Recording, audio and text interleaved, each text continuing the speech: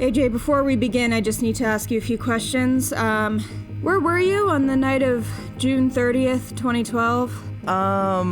Well, this was freshman year of high school, so I was probably playing Team Fortress 2 or something like that. I believe it was Saturday.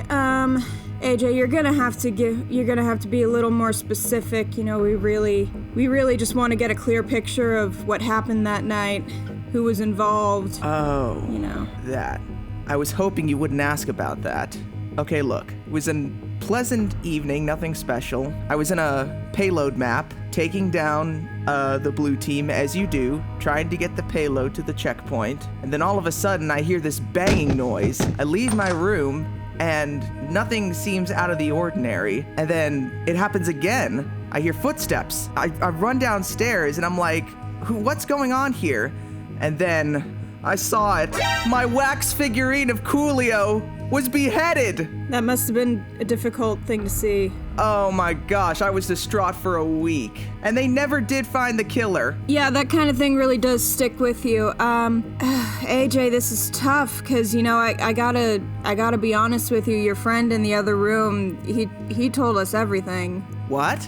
I mean everything. What'd he say? Well, he said that there was a hefty insurance policy on Wax Coolio. He said, you know, 90s nostalgia is really ramping up. People would pay a lot of money for it, and... Bastard! You weren't willing to sell, but... I can't believe this.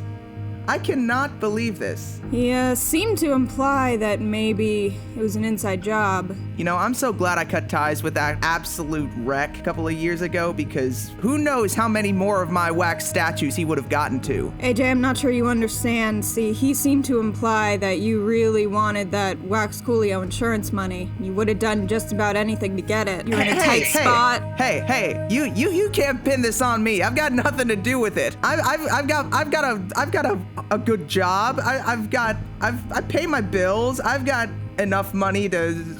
Fine, I did it. There we go. Isn't that just much easier? I did it. It's a dog-eat-dog world, and Coolio couldn't cut it. Are you happy? Can't say that I am, but thank you for working with us. I need a minute.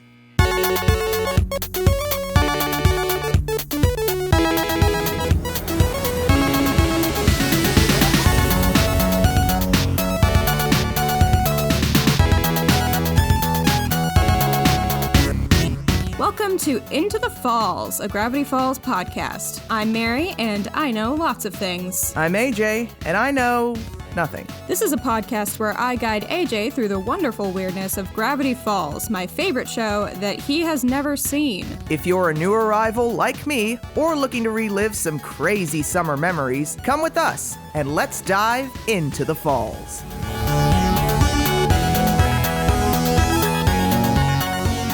So this is a special day for us because as we're recording this, our first episode is live. Huzzah! It has been so long, Jesus Christ. I know, right? It's been like 5 months that we've been talking about doing this. About 2 months since we recorded the first episode, I think. We recorded that in April. Yeah, that was wild. And the show's starting to get a little darker, I think. It's definitely an interesting turn of events to go from these whimsical monsters and, you know, these classical horror villains, and then to go to, oh, we've got a murder on our hands. Oh, hey kids, we tried to straight up behead your family member.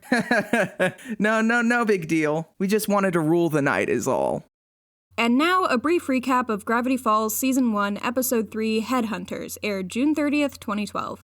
Zeus interrupts the kids' TV time to show them a hidden room he's discovered within the Mystery Shack. Inside, they find an abandoned wax museum that used to be the shack's biggest attraction, until Stan forgot about it and sealed it up. When Stan discovers that wax Abraham Lincoln is melted, Mabel offers to sculpt a new figure and creates a near-perfect replica of Mr. Mystery himself. Of course, Stan's pretty excited to show off his exquisite likeness to the public, so he reopens the wax museum with an unveiling ceremony at which he shortchanges the townspeople out of the free pizza that was advertised as part part of the event. Everyone leaves enraged, and that night the family finds Wax Stan's decapitated body in the living room. His head and his murderer are nowhere to be found. The local cops don't know what to make of the crime scene and laugh off Dipper's offer of assistance. But after they leave, he and Mabel discover an axe behind the recliner and footprints with holes in them on the carpet, which leads them to interrogate several suspects around town, finally closing in on local reporter Toby Determined. Everything seems to add up until Toby proves his innocence with some rather disturbing security footage, and Sheriff Blubbs dusts off the axe to find no fingerprints whatsoever, which is especially weird since by this point in the episode it's been handled by like 6 different people. After Wax Stan's funeral, the kids lament their inability to solve the case until they realize every figure in the wax museum has a hole in one of their shoes. This plus their lack of fingerprints leads Dipper to the conclusion that the wax figures themselves are the culprits, having come alive during the night and beheaded their uncanny brethren. Wax Sherlock Holmes confirms his theory and explains that they were actually after the real Stan, wanting revenge after he closed the wax museum and sealed them away. A brawl starts between the kids and the murderous statues, including Sherlock, Shakespeare, Coolio, and Larry King. But Dipper and Mabel ultimately win by melting them with candles, hot coffee, and good old-fashioned sunlight. Stan dismisses their version of events, but in the end they find Wax Stan's head, repair the statue, and show up the cops. Everything has pretty much returned to normal, except for the disembodied wax head of Larry King hopping around in the vents, unbeknownst to the Pines family. So yeah, you mentioned the cast list before we started recording. Will Forte is in this episode again. Did you catch him? I did not. All right, well, just no Googling. You're on the honor system. Of course.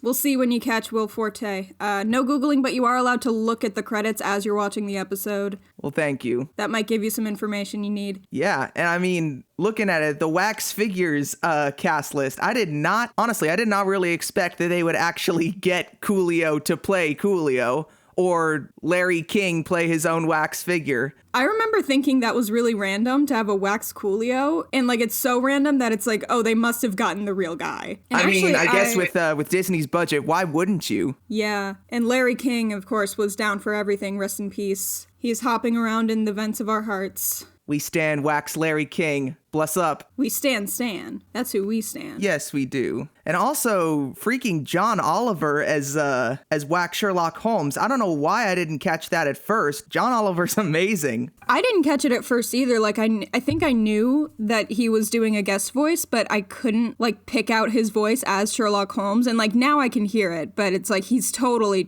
he's playing a character. It's not just, oh, we got John Oliver and he's gonna be John Oliver. Yeah, this isn't a Last Week Tonight bit. This is something different. And also Last Week Tonight wasn't on until a few years ago, so like he wasn't as big of a name, but like I think he was still on The Daily Show at the time, so you know, people knew who he was. Yeah, that makes sense. I gotta say this is a better performance than he gave in The Lion King.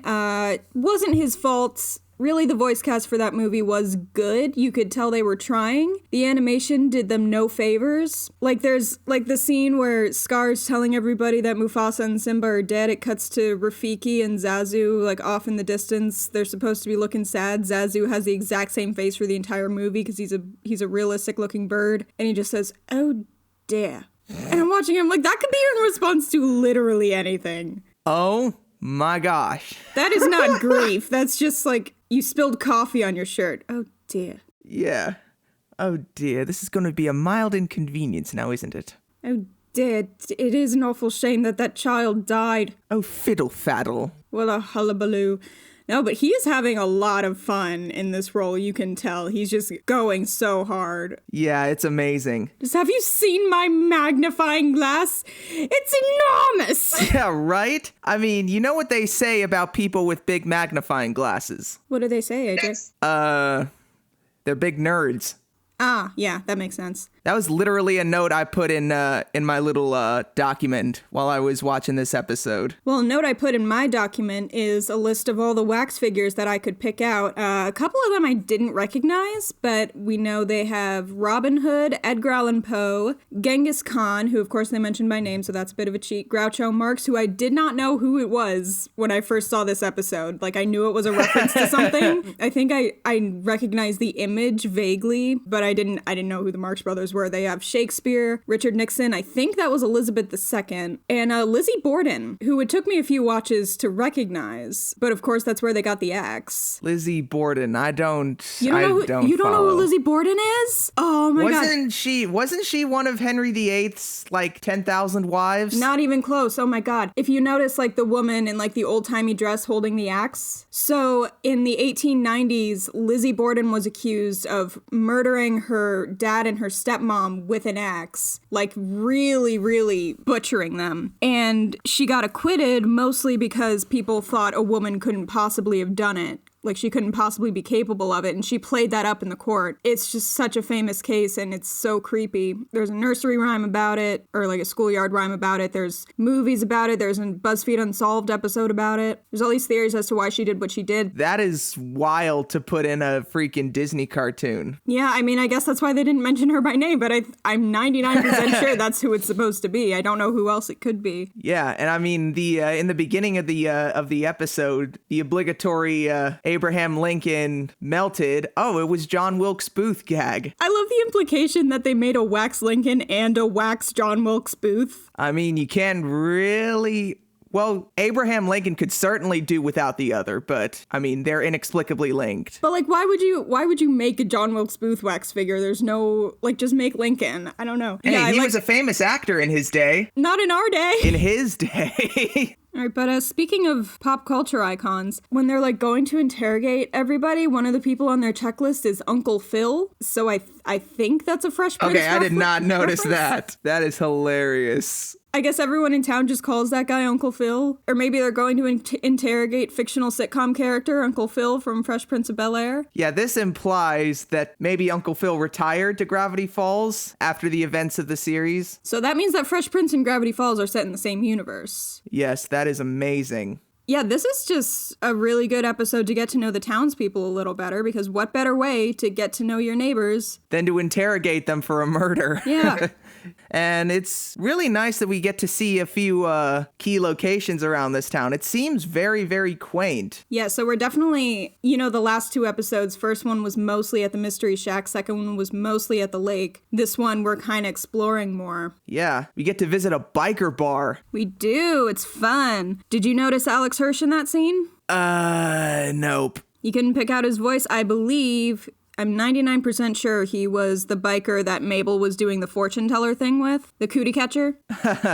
I'll listen back, but I'm pretty sure you might be right. You can definitely hear it when Mabel leaves and he says, "But will she love me?" Like, that's definitely Alex. Yeah, I thought that scene was just adorable. I was immediately flashed back to, like, elementary and middle school where everybody was doing that stuff. Oh yeah, I could never fold them myself. I don't know if I folded one. It might have been once, but I was always on the receiving end. That's what she said. Damn, AJ. Audience doesn't need to know what you're on the receiving end of. All right. Moving on. I would just like to apologize publicly to our listeners and to AJ for who I am as a person. Yeah, speaking of that biker bar, did you notice there's a sign in the background that just says neon?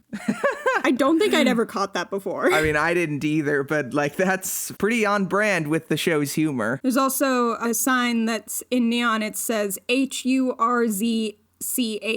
Yeah, I was wondering about that. What does that spell, AJ? It spells Hirsch. Hirsch. It spells Hirsch, but in a really weird way. Hirsch. Hirsch? Yeah, so we got some little Easter eggs. Oh, no, we saw Manly Dan in the last episode, but I think this is the first time we know who he is, and we really get a scene with him. So he's the lumberjack. Yeah, we're really getting to know the side characters more. Seuss isn't in this one as much, but he got a pretty meaty role in the last one. Wendy's in it a little bit more. Yeah, I really like that gag where she's like, it's the bribery gag. Your uncle probably bribed them. So here's the thing about him bribing Dipper and Wendy. I'm not sure, like, he's their employer. So I'm not sure it's really bribing them as much as it is paying them to do an extra task for work. Like, it's basically just overtime. Yeah. Overtime! Which, I mean, pay your employees overtime. That should go without saying. Yeah. I mean, it doesn't go without saying for Stan, because he doesn't want to pay them, period, but he has to. I'm sure if we're up to him, he would just keep all the income from the wax exhibit for himself. Didn't he actually do that? I mean, probably. I don't know who was working there at the time. Like, I don't know how long it's been. Probably, like, I mean, it would depend on when Coolio really became a big name, but probably around, like, 15 years before the events of the show. When did Gangsta's Paradise come out? August 8th, 1995. 1995, so probably about 15 years or so. Going back from 2012, that is. It's got to be far enough ahead to plant in people's minds that, oh, he's a novelty, but, you know, not so far forward as for people to go, like, wait, who was he again? I studied abroad in London in 2019, and Madame Tussauds already had a Dua Lipa figure, so it's not that far-fetched. Yeah, I'm sure it's not. I must have mentioned Richard Nixon. He's on my list. I am not a crook. I like that he doesn't really have lines in this episode. He's just making Nixon noises. That was absolutely ridiculous, and I loved every second of it. Yeah, it's very fun when they, like, this is one of the few times that they're allowed to, like, reference real-life figures, because you do that very sparingly on kids' TV, in animation at least. I don't know why the rules are different, but, like, you'll listen to the commentaries, and they'll say, like, yeah, we're not allowed to use brand names, or, like we can't say the Olympics, and we can't say, like, McDonald's, which I don't know why that's a thing in animation. Like, I remember watching Disney Channel sitcoms growing up, and they'd reference, like, Katy Perry and stuff, but, like, you can't do that in a cartoon for some reason? I don't know. The way I'm thinking about it now is that maybe they view animation as, like, a different reality, so can't really make connections to, like, our reality in that sort of way, which is interesting because in some sitcoms, I've seen them, like, alter brands. Like, you see a soda can and it's like, oh, it's supposed to look like Coke, but it's not actually Coke. Well, I know they can't show the logos in most shows. Like, they have to either blur them out or, like, alter them a little bit. Yeah, I just love when they make up new brand names that are just slightly adjacent to the actual brand name, so that you pick up on it and they're like, oh, that's what that's supposed to be. Yeah, but, like, then you'll watch like an episode of Friends, and in the background there'll be a box of cereal and it'll say gotta have that crunch instead of Captain Crunch. Like, it's clearly Captain Crunch, but they can't say that. I just think that's funny. Oh, talking of, this part of the podcast is brought to you by Friends Tangents. They'll be there for you. Could we be any more off topic? That's my Chandler impression, in case you didn't catch that. Hey, speaking of catching, did you guys catch Jennifer Aniston and Courtney Cox's nipples right on screen? Because I used to see that when I was like 14 and it would play on Nick at Night and I thought I was going insane. I'm like, why is no one mentioning this? I think did I see that episode? But you can see their nipples through their shirts. You can always see them, and it's so weird. Great. Now when I start season 2 of Friends, that's the one thing I'm gonna be thinking about, and I don't really want that. So thanks, Mary. This has been Nipple Watch. You're welcome. This part of the podcast brought to you by Nipple Tangents. They always stick out even when you don't want them to. Hey. I'm just on a roll today. Yeah, back to the show. I think this episode really shows how precocious he is. Like, we've seen it before. Like, he wants to be taken seriously. He wants to solve mysteries and stuff. This is like, people are actively telling him, no, you're a kid. You can't do this. And he's like, no, I'm a big boy. I can do this. That impression was very Dipper. You get that a lot in the pilot, Tourist Trapped, which we just released on YouTube and wherever you get your podcasts. But also, yeah, this is definitely one where he's really allowed to shine, or that he wants to shine as much as he can, and everybody's just kind of shooting him down. Yeah, I think a really good moment for that is right at the beginning where he turns to Mabel and he's like, just by smelling your breath, I can tell that you've been eating. And I'm watching it, I'm like, that's not really detective work, that's just using your senses. But Jessica Fletcher does that all the time in Murder, She Wrote, and look how much we love her. Well, you know what, AJ? I've never seen Murder, She Wrote. What? So I don't know. It's amazing. If you had a grandmother, you probably watched Murder, She Wrote, just by association. I remember my grandmother very well. She did not watch Murder, She Wrote in my presence. I probably, like, caught it on cable once or twice, but I didn't, watch it. I do think that Angela Lansbury was robbed by getting recast for the film adaptation of Mame, because Lucille Ball strong-armed her way into the role, and even she knew it was a bad idea. This podcast brought to you by Jerry Herman Film Adaptation Tangents. Give Mame another shot. Maybe let someone take a crack at La Cage aux Folles. I know he's dead now, but you can work something out with his estate. At least it'll probably be easier than getting Aaliyah's music on Spotify. Ooh, controversial. Anyway. I'm honestly surprised it took them so long to get to the wax figure reveal, because Dipper literally brings up while they're investigating, anything is possible in this town, and not once until the third act do they think, oh, maybe the wax figures are alive. I guess that's like they didn't come from a place where this is possible, so maybe that's not their first instinct. And it also very easily could have a rational explanation, a person did it. And of course they give us a rational explanation for why Toby could have done it. But no, he was fucking a piece of cardboard. So he's off the hook. Yeah. He is completely innocent. I know the show plays it up as that's so weird that he's doing that, but honestly with just what I've seen around the furry fandom, that was okay, that was relatively tame. But I totally understand why. Well, why are you smooching on a piece of cardboard, man? Just ask her out. All right, AJ, we know how much you love your Darkwing Duck cutout. We don't need to hear about it. In fact, get it off my screen. I'm looking at it. I'm disgusted. I see the marks. She's lying. I'm not. I'm looking at it. I don't want to know what that stain is on his beak. I don't. Just get it off my screen. I did not have relations with that cutout. Oh my fucking god. Okay, in case people literally can't tell, I did completely make that up. There is no Darkwing Duck cutout in my sight. And I just did a horrible Bill Clinton impression for everybody to hear. That's now on the internet permanently. I mean, you edit the podcast, so it doesn't have to be. Yeah, so I have the last laugh after all. I'm gonna have my own audio, so I will still have the bit where we're talking about your Darkwing Duck cutout that you're definitely fucking. I'm about to be canceled. Super canceled. Well, then, we'd better take a break before this episode goes even further down the crapper. Roll that rip-roaring record scrap!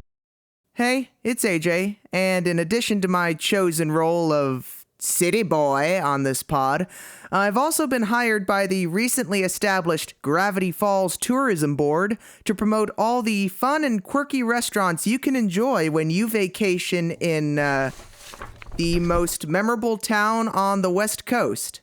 Their words, not mine. So thus begins a segment I'm calling Tourist Treats. What to do in Gravity Falls. Sponsored by the Gravity Falls Tourism Board.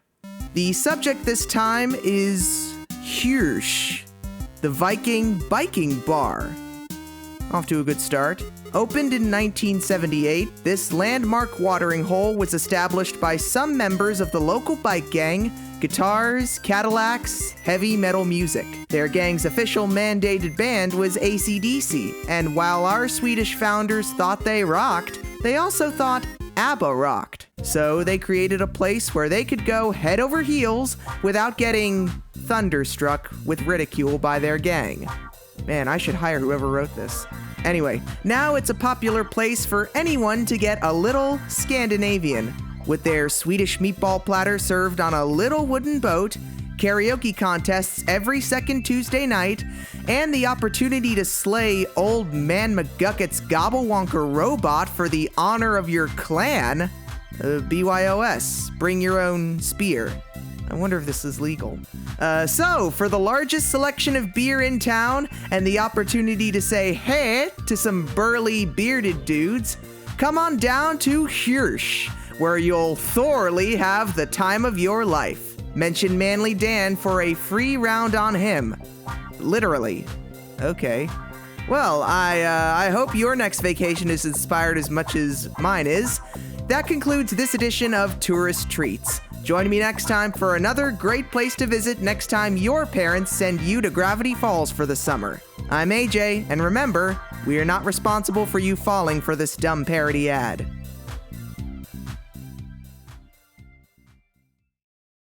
Yeah, I actually have in my notes here that they actually gave us a couple of clues throughout the episode that it was gonna be the wax figurines, and I didn't notice at first, but I just want to say, AJ, figurines implies that they're very small. Okay, wax statues. Yeah, I mean, I got that wrong in the beginning. That's what any good mystery does, is like, well, I mean, you were talking about your Coolio figurine, so that could have been a figurine and not a full-size statue. Yeah, that's your own thing. That's not this episode. That's your life. Yes. That's what any good mystery does, is it, like, lays out the clues, but then it, like, tells you that they're pointing in one direction when really they're pointing in another. Yeah, like the footprints that they found at the feet of Wax Stan, and then in the same shot, you see Wax Stan's feet with the hole in the foot, and then it's like... Yeah, it is right there. They're just, like, daring us to figure it out. I don't think I did the first time I saw this episode. I think I was with Dipper and Mabel. I was like, oh, yeah, this makes sense. Oh, what? Huh? Yeah, it's really right there, obviously foreshadowing, but then, you know, you want to see what kind of conclusions they come to. And I mean, that theory that Dipper made up for the newspaper guy, that was very compelling. Like, if this were an Ace Attorney case, I were the judge, I would be very swayed. I think I just now noticed for the first time they're using toilet paper as police tape to close off the crime scene. Wait, what? They've just written "do not cross" on a thing of toilet paper and stretched it across the room. That is hilarious. Fun fact, I once walked right past a crime scene in London when we were getting back from Venice very late at night, into the early morning, and two of the girls in my class walked right into it. There was nobody there, but it was taped off, and there was blood on the sidewalk. That is unexplainable. Like, I mean, it's not unexplainable. London has a really big knife crime problem, so someone probably got stabbed. I mean, it's unexplainable why those girls would just walk into the crime scene. Like, did they not notice the blood or the tape? No, none of us noticed until they were like, oh shit, we just walked into a crime scene. Because we were all exhausted. We were all like in our own conversations. We were walking in a big crowd, and then we just like, we're like, oh, something happened. Somebody died. We don't know if they died, but you know, something bad happened. Yeah. Speaking of crime scenes, the cops in this town really don't see much action, do they? Like, I pointed that out in my notes like 3 or 4 times. I mean, it's a small town, and that's probably for the best. Yeah, I suppose the best days are when there is no action to speak of, but I mean... Like, do you want them investigating a murder? Nah, I would like for Gravity Falls to not turn into Cabot Cove, thank you. Yeah. But I mean... Those cops are delightful. Like they've got to be, there's got to be work for them to do other than just head over to wherever Dipper is and just roast the shit out of him. Well, there is work for them to do because Steve's going to fit an entire cantaloupe in his mouth. Oh yeah. You know what? My bad. That's clearly something that needs to be witnessed. That's something that really deserves their attention. They're doing very important work, AJ. Yeah. So this is the part where I ask you if there's anything in the backgrounds or certain lines of dialogue, anything you noticed. Something that stuck out to me is just how self-aware a bunch of people are in this episode. Like, I mean, when Sherlock Holmes is confronting them and they're like, "Do you really think you can stop me?" And they're like, "Oh, I don't know." Maybe. It's like, you gotta admire that. I like that they horrifically melt off Genghis Khan's face. I mean, if anyone deserves it, it's him. Yeah, and that savage burn that the Dipper left for him as he was dying. Felt harder than the Jin Dynasty, I think, maybe. Okay. Splam. Roasted. I like at the end when Mabel is holding Wax Shakespeare's head and he's like trying to negotiate with her and she just throws him into the fire. I like this implication that she decides what is art and what deserves to burn. Know any limericks? There once was a dude from Kentucky. No! And then she's like, nerp. Melt his face off. Melt his face off. His work is only worth something because he's dead. Someone else wrote the plays anyway. We don't know that. Yeah, we don't know that. I love you, Shakespeare. Just because he didn't have a formal education doesn't mean he couldn't write those plays. Going back to everybody's self-awareness, I mean... Wait, let's stay in this for a minute. Let's let everybody know that you hate people who didn't get a proper education. AJ is an elitist We know that now. Hey, just because I got a piece of paper from some school, that does not carry with it those connotations. Well, you're adamant insistence that Shakespeare couldn't possibly have written those plays, I mean, that's pretty damning. This is the second time this podcast that I've been canceled. We're gonna have to hold you for the night. You know, you'll get your phone call, but we're gonna have to keep you here for a while. It wasn't just that you were implicating me on my own beheading of my Coolio wax figure. Now I've been canceled for having a Darkwing Duck cutout in my room, and well, also AJ, for being an elitist Well, AJ, now you're changing your story, because earlier you told me it was a wax figurine of Coolio. Now you're telling me it was a wax figure. Now, was this a little desktop paperweight, or was it a life-size statue of 90s rapper Coolio? I don't have to answer that. I want my lawyer. I'm just asking questions. All right, you want to call your lawyer? Call your lawyer. All right.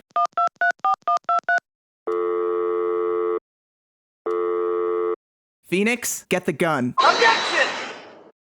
Yeah, so the show's starting to get darker, because they were straight up gonna decapitate a man. Yeah, that was definitely a wild turn. Like, I don't even know what to say about that. They were literally gonna take an axe and just lob off Stan's entirety, weren't they? I mean, it's straight out of the Twilight Zone. Like, that's one of the only episodes of the Twilight Zone that genuinely creeped me out when I first saw it, was the wax figure one. Yeah, I mean, there's just something inherently creepy about that, as well as animatronic robots. It's like Uncanny Valley. Of course. You're like, that's a person, they should be moving, but they're not. But they're not. And then, I mean, just the vast amount of horror content based around freaking wax figures and puppets and dolls, all kinds animatronic of robots. things. Like, it's ingrained in our minds that these things are secretly evil and that they are out to get us. I like that. Well, first of all, Dipper and Mabel really, really planned out how they were going to confront Toby Determined. They had their whole speech. They had all their little quips. Like, they were ready. They would make good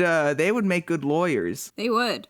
Except they lost this case. I mean, they didn't lose because they survived, but you know. And they did find the real culprits in the end. That's true. They had a bum lead, but they exhausted all their leads, and they found the real one. They solved the case. They saved Wax Stan. Yeah, and by extension, real Stan, you could say. I Although, could say. good job, dude, for not really believing them when these mystical things have happened to them the past 2 episodes. And also coming from a guy who literally owns a tourist trap called the Mystery Shack. Like, look at the pot calling the kettles black. I mean, that's how he makes his money, but do you think just because Alex Hirsch wrote a show about supernatural happenings, that means he actually believes that wax figures could come to life? Probably. This is probably ripped straight from his childhood. I bet this exact thing happened to him. Yeah, it's just a bad visit to Madame Tussauds. Or Chuck E. Cheese. Or both. Or both. In the same day. Yeah. I did wonder, while they were presenting Wax Stan for the first time, should you be keeping all those wax figures outside during the summer? I don't know how hot it gets in Oregon. I hear it can get as cool as like in the 60s during the summer. But, you know, they're out in the sun. That's not a great idea. Yeah, definitely not. Especially considering what happened to Sherlock Holmes in the episode's climax. I was gonna say what happened to Wax Lincoln just through sunlight through a window. Oh yeah, that too. Such a shame. Damn shame. Oh, Captain, my Captain. Speaking of the presentation scene, that's when we really get to know a lot of the townspeople. That's where I think it's the first time we see Chandra Jimenez, the reporter, voiced by Kari Walgren, doing her patented reporter voice. You watch literally any cartoon, and she probably plays a reporter in it with that exact inflection. She does it in DuckTales, she does it on Young Justice. Well, thanks for clarifying for me, because I was literally just about to look up who played Roxanne Featherly. Oh yeah, I mean, who else? I mean, that is the reporter voice. That is exactly how everybody sounds on every local newscast ever. Oh, for sure. It's like how that guy from Parks and Rec who plays Perd Hapley plays a reporter in literally everything he does. Sometimes people don't want to be typecast, but if you can do it well, and do it everywhere. I think he was a real reporter, and he only wanted to play reporters if he was on TV. That's a pretty good way to make a career. Yeah. I remember I was showing my parents some episodes of Parks and Rec, and my dad just thought it was the funniest thing that his name was Perd. Like, my mom walks into the room while we're watching an episode, and he's like, his name is Perd. P-E-R-D. Perd. Like, it's the funniest thing to him. It feels like one of those words that you say a couple of times and then it loses every single bit of meaning. So you mean every word in every language? Well, yeah. If I say I a lot, like, I start thinking What does this mean? Why does it mean that? Who decided what it was? Toothpaste. Toothpaste. Toothpaste. Speaking of the power of words, I'd like to apologize for earlier calling AJ an elitist that was some unfair language on my part. What I should have said is that you're a city boy! City boy! City boy! City boy! City boy! Oh, man. Those cops need to get a life. I just love that they're like harassing him over things that are just totally not what you would think when you first see him. Like they're like, he's gonna solve it with his fancy computer phone. Like I don't think he even has a phone. They're like, oh, he's coming into our town. He's gonna solve our crimes. He doesn't think we're good enough. He's like, I don't. He's gonna bring a Chipotle to town, and we don't want that. He's like, I'm just here, man. Like I'm just sitting here. This just reminds me when the big freeze happened a few months ago here in Texas. I saw some people just going off about how horrible Texas is on Twitter, and I was literally just like, I just live here, man. Yeah, and like it's like, do you know how big Texas is? Do you know how many people are there? Like you think they're all insane? Do you think we're all just gun-loving, God-fearing, loud as people? Like yes, we are. It's a good thing I got out of there. I was born in Texas, but we moved when I was a baby. I noticed everyone in Gravity Falls still seems to use VCRs, which, you know, if it ain't broke, don't fix it. Of course not. Why should we use your fancy DVD players? I was watching the episode on my Blu-ray, and I was fast-forwarding because I'd watched the first act a couple nights ago. And there was no scene selection. And then I was trying to press play, and I forgot that my Blu-ray remote sucks, so I have to press play like 80 million times at a bunch of different angles to get it to actually play. You know, I bet the last existing Blockbuster store ever in the Gravity Falls universe is probably in Gravity Falls, Oregon. Probably. It's a franchise location. They can keep it open however long they want. Wendy probably works there part-time. Maybe she worked there before the Shack. Wendy doesn't seem like the type of person who would take two jobs. Yeah, that's probably true. Oh yeah, real quick, how in the red does your newspaper have to be for you to go to an event with a turkey baster as a microphone? I mean, don't knock it. My microphone's a turkey baster. Oh yeah, I've seen it. And you know what? It sounds great. Thanks. I think last episode, there's probably some clips there that could probably be me being elitist about microphones, but I just want to say, for the record, if you've got great content, it doesn't matter the gear. And don't listen to AJ, because he's a fucking city boy. Yeah, definitely. Just disregard everything I say. I'm just the guy visiting out of town in this wild, wacky place out in the middle of nowhere, Oregon. Guys, he's recording us on his... I don't know what's happening here. He's recording us on his fancy computer phone. He's gonna put us on the YouTube, make us a novelty. Yeah. What, you're famous on the internet? That's not a real job. Exactly. I don't know if you noticed, they fist... Dipper and Mabel, when they're like planning out their interrogation, they fist bump at like a really weird angle. It's like, I'm gonna have to take off the blanket to demonstrate. But they like... Isn't it like... They like raise it up and then... And it's just a way of like how the shot is composed, but it's like, it's one of those things where it looks good framing wise, or it looks okay framing wise, but if you really think about it, you're like, how are they kind of maneuvering that? Yeah, that's so weird. That's something I kind of like about these pieces of fiction. Like, you can think about them in this way and really unlock some stuff you either want or don't want to think about in the future, but it's like, I feel like that's not really what it's meant for in the first place. Like, stuff like this is just, you're meant to completely turn your brain off and just absorb it. When Mabel's planning out how she's gonna make her wax figure, she gets really into fairy princess, part horse fairy princess. Whenever I hear fairy princess references, I just think they're not actually that prevalent in pop culture outside of people referencing them as a fairy tale. Like, there's Thumbelina, there's Barbie movies. That's about all I know for fairy princesses. Yeah, but that's still somehow that's the go-to. Yeah. And, I mean, can we talk about that drawing for a second? Like, does Mabel need help or something? Like, what is that? What is that? Don't knock it, AJ. It's a work of art. Maybe I just don't understand. I don't think you do understand art. I think Mabel's the only one who understands art, and that's why she decides what art lives and what art dies. As opposed to Gadget Hackwrench from Chippendale Rescue Rangers, who decides which people live and which people die. Yeah. Why don't you tell them about that banned episode? I made that up, is the thing. You're just like, you're completely silent, and you're like, what do you mean Gadget didn't really kill anyone? No, I knew you were making it up, but then it's like, it's on Twitter now, so It is, that makes it true. It's your turn to get canceled. Is it my turn or is it the benevolent podcast god's turn? That's right. Because, I did make that up, but I didn't tweet that. I don't control that Twitter account. I don't know who or what does. We just try to appease them. Yeah, feed them little crumbs of bread as offering and offer our praises and hope that we don't get smited in the making of this podcast. Are you getting by on crumbs of bread? I had to make them focaccia from scratch. I had to make them roasted garlic focaccia and leave it outside my door and wait for them to take it. Wow. Well, I mean, I can put in a good word. I mean, I could also put in a couple of good bills if you know what I mean. Oh, I know what you mean. I know you like Follow us on Twitter at @TheFallsCast. When you said bills, I was 100% thinking duck bills. Yeah, like I just keep them in a stash somewhere. I don't know why Mabel doesn't get to have popcorn at the beginning. I don't know why Dipper's so possessive of his popcorn. I mean, some people just are that way about their popcorn. I'm that way about drinks. I don't let people share drinks with me. Yeah. But I mean, that's kind of gross if you really think about it. If you're sharing a drink with someone that you've already drank. Yeah. Like, even with my sisters, and it drives them crazy. Like, they hate that I do it, but I'm like, no, it's gross. I know we have the same DNA. It's still gross. Yeah, totally.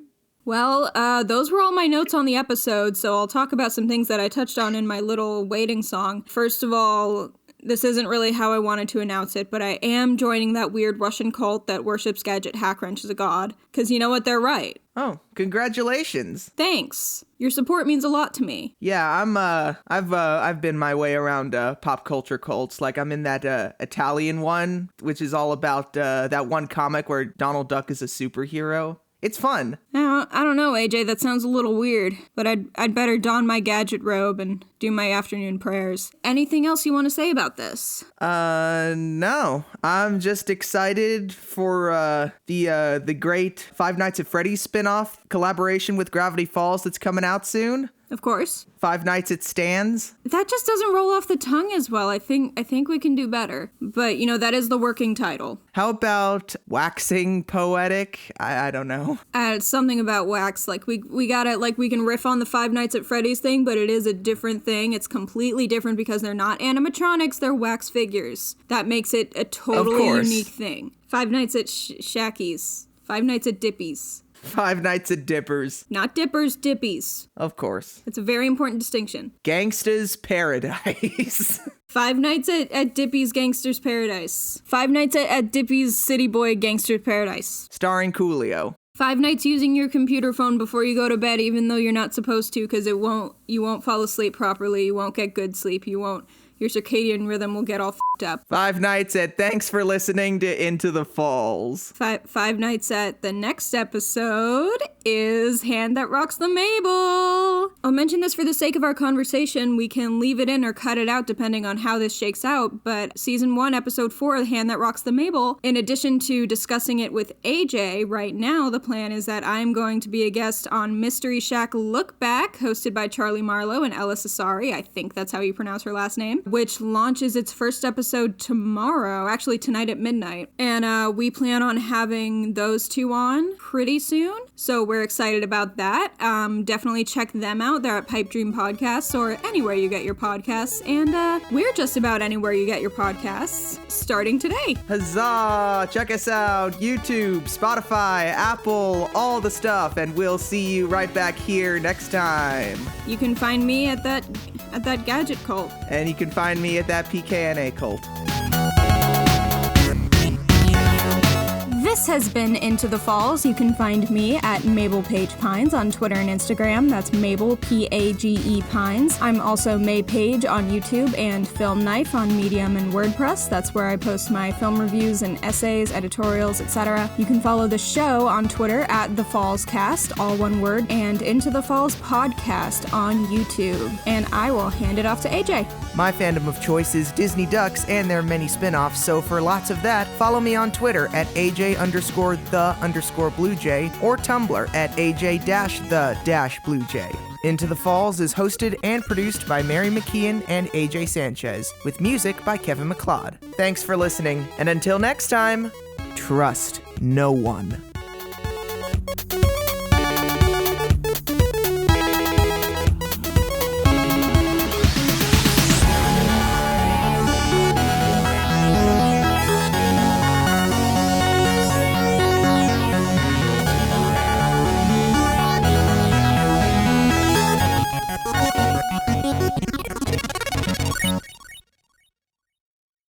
I'm waiting for Discord to load.